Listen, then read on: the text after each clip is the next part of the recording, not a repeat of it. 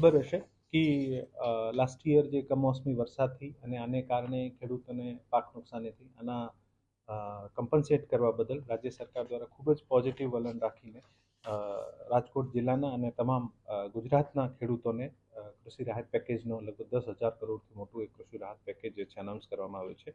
રાજકોટ જિલ્લામાં કૃષિ રાહત પેકેજ અંતર્ગત 99.7% કામગીરી પૂરી થઈ ગઈ છે.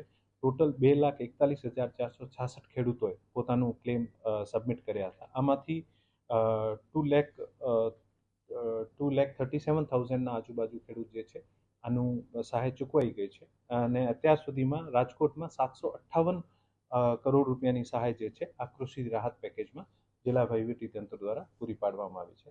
એવી જ રીતે ગ્રાઉન્ડનટમાં 1,75,620 ખેડૂતોએ જે મગફળી પ્રોક્યોરમેન્ટ માટે પોતાનું ઈચ્છા દર્શાવી હતી, રજીસ્ટ્રેશન કરાવ્યું હતું. આ પૈકી 1,40,353 ખેડૂતોને અત્યાર સુધીમાં આનું પેમેન્ટ થઈ ગયું છે અને આનું પેમેન્ટ જે છે આ 2,355 કરોડ જેટલું પેમેન્ટ જે છે આ આપવામાં આવ્યું છે.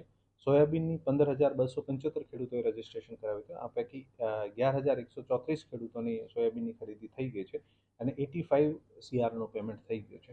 આમ રાજ્ય સરકારની ખેડૂતલક્ષી યોજનાઓને અને ખેડૂતલક્ષી જે આપણે રાહત પેકેજ અથવા MSP ઉપર પ્રોક્યોરમેન્ટ કર્યો છે આમાં લગભગ 4,31,198 ખેડૂતોએ જુદી જુદી રીતે પોતાનું ચાહે કૃષિ રાહત પેકેજ હોય, મગફળી અથવા સોયાબીન પ્રોક્યોરમેન્ટમાં રજીસ્ટ્રેશન કરેલું.